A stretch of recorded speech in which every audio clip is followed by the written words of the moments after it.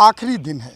जिस तरीके से भारतीय जनता पार्टी लगातार मोदी काल के 9 वर्ष पूरे होने पर उपलब्धियों को गिनाते हुए नजर आई, कहीं ना कहीं जिस तरीके से बात किया जा रहा था, उनके जितने कार्यकर्ता थे, मंत्री थे, सांसद थे, जितने लोग, सारे लोगों कहीं ना कहीं महाजनसंपर्क में निकलकर लोगों से मुलाकात किया और बताया कि आखिर जो 9 वर्ष बीते हैं उसमें मोदी सरकार ने किस किस तरीके से कार्य किया है और लोगों को योजनाओं से लाभान्वित भी किया। आज ही की बात कर लेते हैं। आज जिस तरीके से योगी सरकार ने बच्चों के प्रति, शिक्षा के प्रति जिस तरीके से आज उन्होंने एक योजना दी कि हर बच्चे पर पढ़ाई को लेकर ध्यान देना चाहिए। अगर हम बच्चों की बात करें तो कहीं ना कहीं 1200 रुपये प्रतिमाह के हिसाब से बच्चे को देने की भी बात की गई। साथ ही साथ आपको बताते चलें कि उनके जो ड्रेस, किताबें, मोजे, टाई, बेल्ट, इन चीज़ों को अभी तक लेने में दिक्कतें होती थीं। कहीं ना कहीं अगर हम बात करें तो उनके गार्जियंस नाराज नज़र आते थे। लेकिन अब योगी सरकार उन बच्चों के लिए लगातार ध्यान देती हुई नज़र आ रही। उसका साफ कहना है कि ये बच्चे देश के भविष्य हैं। यदि अगर भविष्य से ही खिलवाड़ किया जाएगा तो कैसे देश सुधरेगा। तो कहीं ना कहीं जो देश के भविष्य हैं उन पर मोदी सरकार और योगी सरकार लगातार ध्यान देने की बात कर रही है। अब वह दिन दूर नहीं है कि जब ये बच्चे पढ़ लिख कर कुछ बनेंगे और समाज में कहीं न कहीं समाज में बुराइयों को, कुरीतियों को दूर करेंगे और लोगों को आईना दिखाएंगे और यही बच्चे अच्छे अच्छे पदों पर पहुंचकर देश का विकास भी करते नजर आएंगे। तो योगी सरकार जिस तरीके से लगातार कार्य कर रही है और जिस तरीके से मोदी सरकार के 9 साल अच्छी योजनाओं के साथ गुजरे हैं, तो अब उम्मीद ये जताई जा रही कि लोकसभा 2024 के चुनाव में कहीं ना कहीं भारतीय जनता पार्टी को इन चीज़ों का लाभ होता हुआ मिलेगा। लेकिन देखना ये होगा कि आखिर जिस तरीके की योजनाओं से लोग लाभान्वित हो रहे हैं, आखिर इन योजनाओं से वाकई सरकार को और भारतीय जनता पार्टी को कुछ लाभ मिलता है कि नहीं, यह तो आने वाले 2024 के लोकसभा चुनाव में ही मिलेगा। अब जिस तरीके से लगातार योजनाएं और नई नई योजनाओं के साथ लोगों को लाभ मिल रहा है, तो कहीं ना कहीं लोग एक बार योगी सरकार के साथ एकवट खड़े हुए नज़र आ रहे हैं। वीडियो जर्नलिस्ट दीपक के साथ मैं जय त्रिपाठी, प्राइम न्यूज़, लखनऊ। 2024 के लोकसभा चुनाव को लेकर भाजपा को हराने के लिए सभी विपक्षी दलों ने अपनी पूरी तैयारी कर ली है।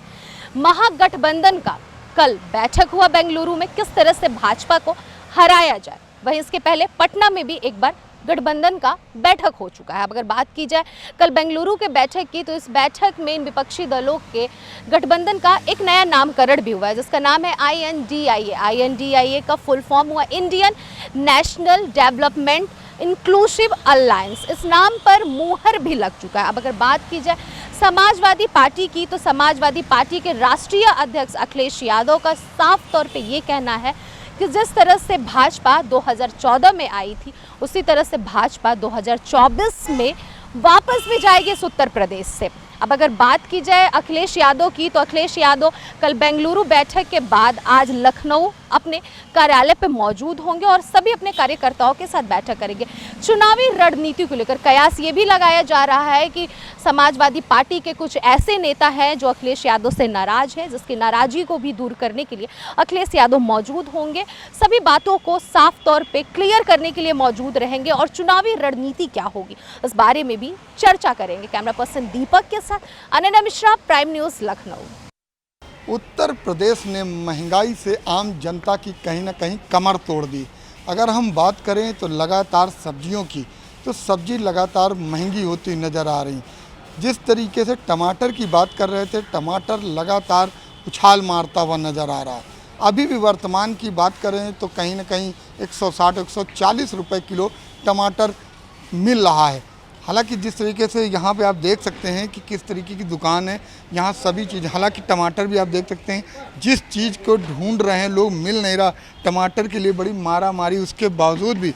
लेकिन बाज़ार की अगर हम बात करें तो बाज़ार में अभी भी टमाटर आ रहा है और लोग सब्जी खरीदते नज़र आ रहे हैं। तो जिस तरीके से लोग सब्जी खरीद रहे हैं आप देख सकते हैं कि बड़ी महंगाई है और उस महंगाई के बीच किस तरीके से लोग हैं। आज हमारे साथ कुछ लोग हैं। सर, जिस तरीके से आप यहाँ सब्जी खरीदने आए, कहने की सब्जी के रेट तो बहुत ही महंगे हैं, क्या लग रहा है? नहीं, इधर सब्जी का रेट काफ़ी महंगा हो गया जी। मेरे ख्याल से वो पहाड़ में जो पानी वानी गिरा है उस वजह से कुछ सब्जियां आ नहीं पा रही, इसलिए है। वैसे टमाटर वगैरह तो बहुत ज़्यादा बढ़ गया। लेकिन अगर हम बात करें तो टमाटर की, तो टमाटर तो लगातार उछाल मार रहा है और टमाटर के बिना सब्जी भी अधूरी। तो ऐसे में टमाटर की किस तरीके से बिक्री हो, किस तरीके से आप लोग खरीद रहे हैं? अब जहाँ पे हम लोग 1 किलो खरीदते थे फिर आधा किलो खरीदा, अब पाव भर खरीद के काम चला रहे हैं, क्या करें? फिर घर में तो एडजस्ट करना ही है उसको। अभी देखिए आपने बात किया गया और उनका साफ कहना है कि महंगाई के साथ साथ कहीं ना कहीं एडजस्टिंग भी ज़रूरी हो, एडजस्ट किया जा रहा है लगातार। अगर हम बात करें तो अभी बताया कि जो चीज़ 1 किलो खरीदी जा सकती थी वो कहीं ना कहीं अब आधा किलो या पाव भर खरीद के काम चलाया जा रहा है। हमारे साथ सब्जी विक्रेता भी हैं, आइए उनसे बात कर लेते हैं।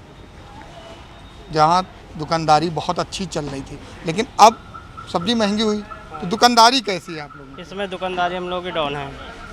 किस तरीके की दुकानदारी है? इसमें दुकानदारी बहुत कम हम लोगों की हो रही है। पहले जिस तरीके के कस्टमर आते थे वो क्या उस तरीके के कस्टमर आ रहे हैं? नहीं, इसमें नहीं आ रहे हैं। इसमें सारी सब्जियों का रेट बढ़ा हुआ है। भिंडी, तुरई, लौकी, टमाटर का सबसे ज़्यादा रेट बढ़ा हुआ है। इस समय 160 चल रहा है। बाकी भिंडी, तुरई भी रेट बढ़ा चल रहा है, लौकी का भी रेट बढ़ा चल रहा है, बैगन वगैरह सब रेट इसमें बढ़ा चल रहा है।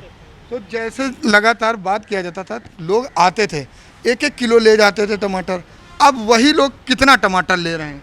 अब जो लोग 1 किलो ले जाते थे, कोई लोग आधा किलो, कोई लोग पाव भर ले जाते हैं। बहुत सारे लोग आते हैं ऐसे ले भी नहीं जाते टमाटर, कहते हैं इस समय टमाटर बगैर ही जो सब्ज़ी बन जाती। जो लोग जैसे बगैर टमाटर सब्ज़ी बनने वाली है तो टमाटर नहीं ले जाते, कहते नहीं है तो बाद में ले जाएंगे जितना होगा। तो कहीं ना कहीं माना जाए तो बिक्री से फ़र्क पड़ा है, आपकी बिक्री में फ़र्क पड़ा है? बिक्री तो बहुत फ़र्क पड़ा है, पहले से इस समय बहुत फ़र्क पड़ा। हम लोग दुकानदारी पे बहुत कम कस्टमर आ रहे हैं। अभी देखिए आपके सामने बात किया गया, जिस तरीके से लोग सब्जी खरीद रहे थे उन्होंने बताया कि किस तरीके की दिक्कतों के बावजूद सब्जी अभी भी खरीदी है। साथ ही अभी हमने दुकानदार से भी बात किया, दुकानदार ने भी बताया कि लगातार जिस तरह की बिक्री थी वो बिक्री कहीं ना कहीं अब कम होती हुई नज़र आ रही। तो हालांकि बात करें महंगाई कहीं ना कहीं कमर तोड़ रही है। अगर सब्जी की बात करें, सब्जी लगातार उछाल और टमाटर ने तो कहीं ना कहीं जनता का चेहरा ही लाल कर दिया है। रेट सुनते ही आदमी गुस्से से चेहरा लाल हो जाता है। ऐसे में आपको बताते चलें कि कुछ जगह ऐसा भी देखने को मिल रहा है कि लोग कहीं ना कहीं से बाज़ार में थोक भाव से ख़रीदारी करके अपना डाला लगा के, अपना थोक में लगा के और कहीं ना कहीं रेट गिरा कर भी टमाटर की बिक्री करें। ऐसे में वहाँ लंबी लंबी कतारें देखने को मिल रही, जो लंबी लंबी कतारों में लोग लगे हैं सिर्फ इस बात के लिए कि अभी हमको टमाटर अन्य जगह से सस्ता मिल जाएगा। तो जिस तरीके से उछाल मार रहा है, अब देखना ये होगा कि आखिर इस महंगाई पर किस तरीके से रोक लगेगी। जो आम दिनचर्या जिन लोगों की है, आखिर रसोई पर जिस असर पड़ रहा है, इस पर किस तरीके से रोक लगेगा और असर किस तरीके से खत्म होता हुआ नजर आएगा। वीडियो जर्नलिस्ट दीपक के साथ मैं जय त्रिपाठी, प्राइम न्यूज़ लखनऊ। उत्तर प्रदेश विधानसभा के परिसीमन को बढ़ाने के लिए एक नई रणनीति तैयार की गई है। सरकार का मानना है कि सचिवालय के सभी अफसरों को एक जगह बैठने की जगह दी जाए, जिसकी वजह से लोक भवन का विस्तार का निर्णय लिया गया है। और इस लोक भवन का विस्तार संसद बनाने वाली कंपनी यानी कि SCP design planning and private limited company करेगी और इसके लिए उसका चयन भी कर लिया गया है। दारुल सफ़ा के जगह पर उसी के रास्ते में अब लोक भवन का विस्तार किया जाएगा। इसके अलावा अब मीटिंग भी बुलाई जाएगी कि और कौन कौन से ऐसे भवन हैं जो सचिवालय यानी कि लोकसभा के विस्तार में अड़चन डाल सकते हैं।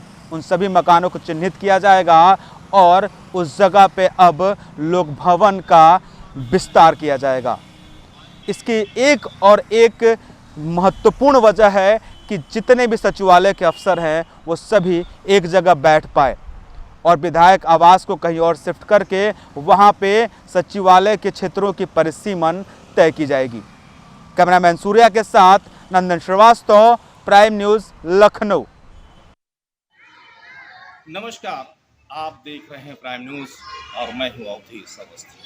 आगामी मुहर्रम पर्व को लेकर जिलाधिकारी औरैया, नेहा प्रकाश व पुलिस अधीक्षक औरैया, चारू निगम ने कलेक्ट्रेट स्थित मानस सभागार में अधिकारियों व धर्मगुरुओं की व गणमान्य लोगों के साथ बैठक की।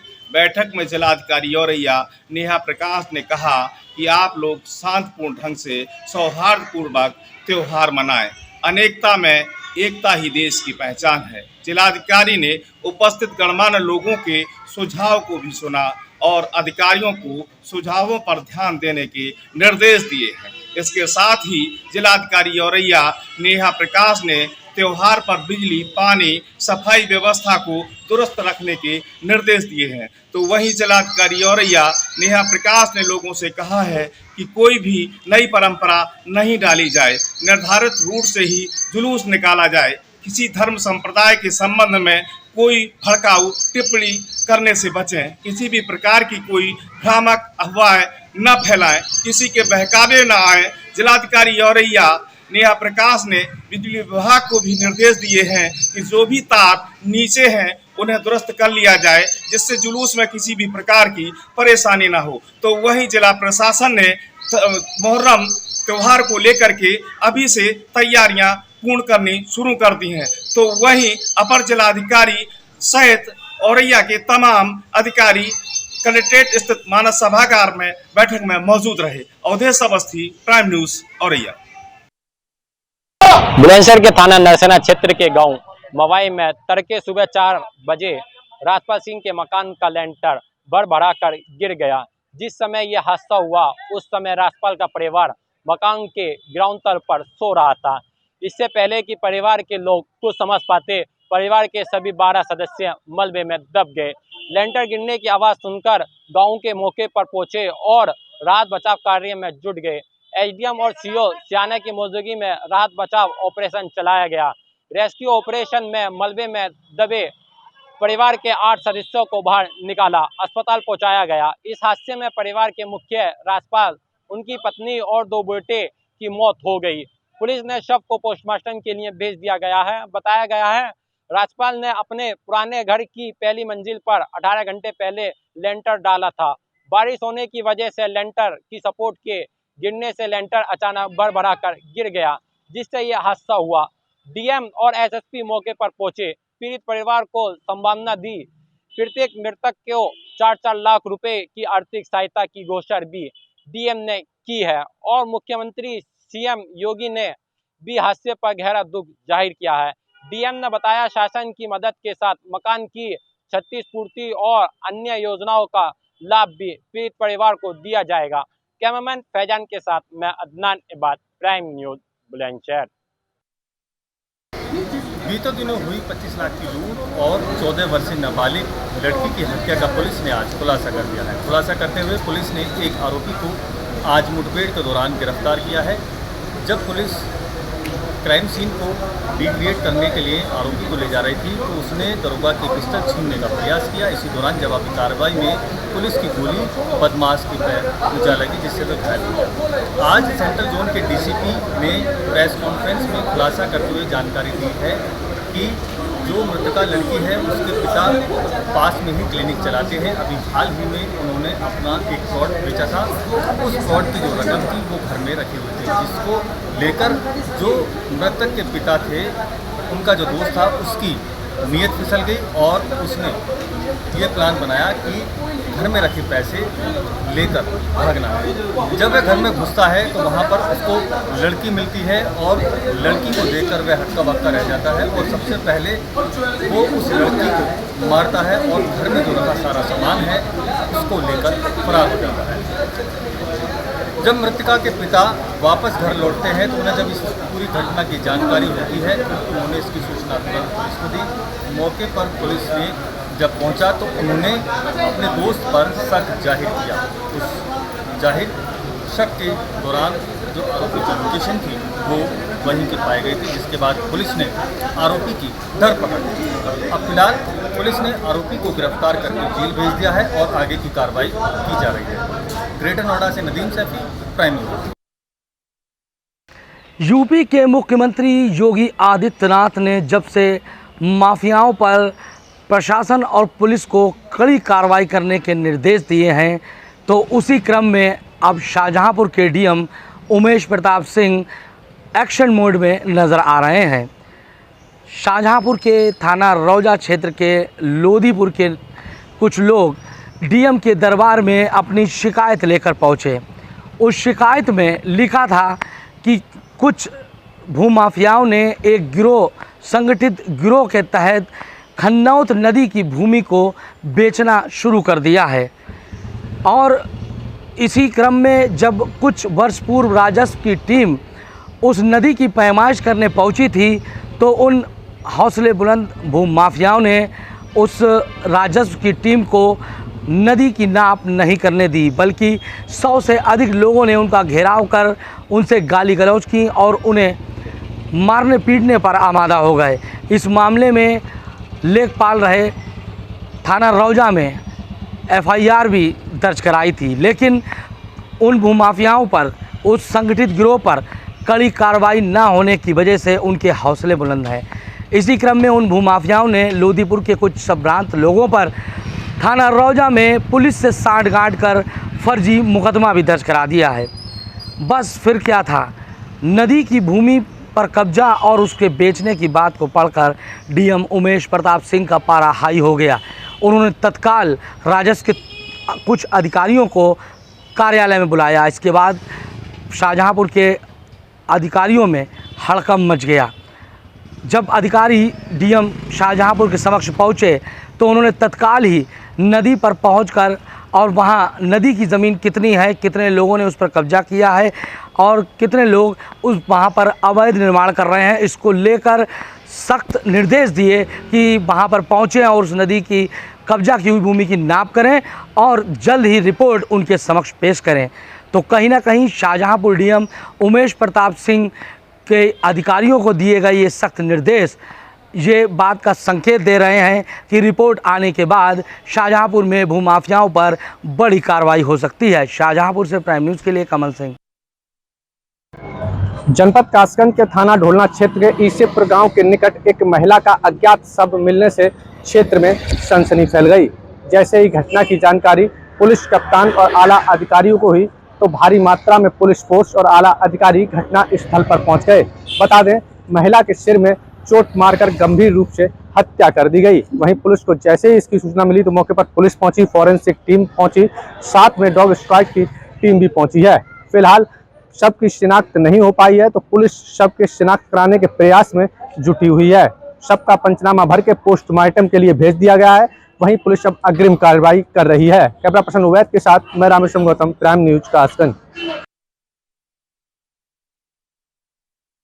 पश्चिमी उत्तर प्रदेश में कांवड़ियों के भेष में कांवड़ियों के मोबाइल चोरी करने वाले गिरोह का पुलिस ने किया पर्दाफाश। मैं आपको बता दें, सारा मामला जनपद मुजफ्फरनगर के सिविल लाइन थाना क्षेत्र का है, जहां पर पुलिस लाइन में एसपी सिटी सत्यनारायण प्रजापति द्वारा प्रेस वार्ता कर जो चोरी किए गए कांवड़ियों के भेष में जो साथी चोर थे उनके गिरोह के 4 सगे भाइयों सहित एक अभियुक्त को गिरफ्तार कर पुलिस ने जेल भेजा गया है। वहीं पुलिस ने उनकी तलाशी के दौरान उनकी निशानदेही पर लगभग जो कांवड़ियों से लगभग 100 मोबाइल जो चोरी की घटना को अंजाम दे चुके थे वह 100 मोबाइल पुलिस ने बरामद किए गए हैं। वहीं आपको बता दें, पुलिस ने इनमें से लगभग 25 जो कांवड़िया थे उनके मोबाइल पुलिस लाइन में ही उनको सपुर्द कर दिए गए थे और जिसके चलते वही आपको बता दे जिन कांवड़ियों के मोबाइल चोरी हुए थे वह उनको आज उनके जो मोबाइल मिले वह काफी खुशी खुशी अपने घर गए। उसके साथ साथ पुलिस को भी धन्यवाद देते हुए हैं। वहीं आपको बता दें पुलिस द्वारा लगातार इन साथी चोर गिरोह पर शिकंजा जारी कर रखा है। अपने सहयोगी के साथ कुलदीप वर्मा, प्राइम न्यूज, मुजफ्फरनगर।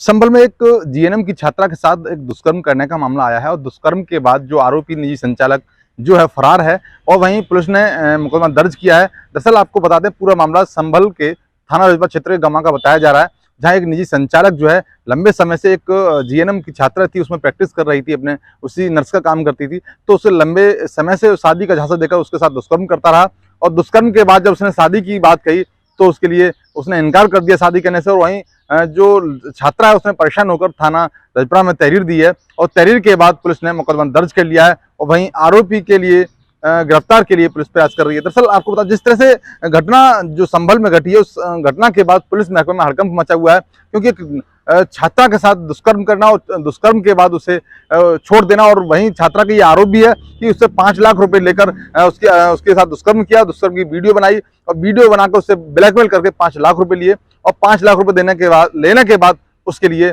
शादी से इनकार कर दिया, वहीं उसे डांट फटकार कर भगा दिया। उसके बाद महिला ने पुलिस की शरण ली है और पुलिस की शरण लेने के बाद थाने में मुकदमा दर्ज कराया है और वहीं पुलिस ने मुकदमा दर्ज कर आरोपी की तलाश में जुटी है। संभल संतोष यादव, प्राइम न्यूज। कहने को तो पीलीभीत में सड़क सुरक्षा अभियान का उद्घाटन 17 जुलाई को हो चुका है। सड़क सुरक्षा अभियान को लेकर प्रशासन अपनी शक्ति दिखाते हुए साफ नज़र आ रहा है कि किस तरह से सड़क सुरक्षा अभियान को लेकर लोगों को हिदायत दी जा रही है, सुरक्षित वाहन चलाने की भी हिदायत दी जा रही है, जिसको लेकर कि दुर्घटनाओं में कमी आ सके। जिस प्रकार से प्रदेश सरकार दुर्घटनाओं में हो रही मौतों से चिंतित है, लेकिन कहीं ना कहीं अगर देखा जाए धरातल पर रोड पर चलने वाले वाहनों की लापरवाही भी सामने नज़र आ रही है। वहीं आपको बता दें जिस प्रकार से पीलीभीत में मैजिकों की भरमार भी है, वहीं आपको बता दें पीलीभीत में जिस प्रकार से इको वाहन चलाने वाले इतना तेज़ वाहनों को चलाते हैं, तेज़ गति से वाहन चलाने के कारण पीलीभीत के गजरौला रोड पर एक दुर्घटना हो गई। दुर्घटना में लगभग 8 लोग गंभीर रूप से घायल हो गए हैं। वहीं इको भी बुरी तरह से क्षतिग्रस्त हो चुकी है। लोगों का मानना है कि किस प्रकार से तेज़ रफ्तार वाहन लोगों की मौत के कारण बनते नजर आ रहे हैं। वहीं इस प्रकार की दुर्घटनाएं से लोगों के परिवारों में हाहाकार मची हुई है। वहीं दुर्घटनाओं के चलते आए दिन सड़क दुर्घटनाओं में लोगों की मौत भी हो रही है।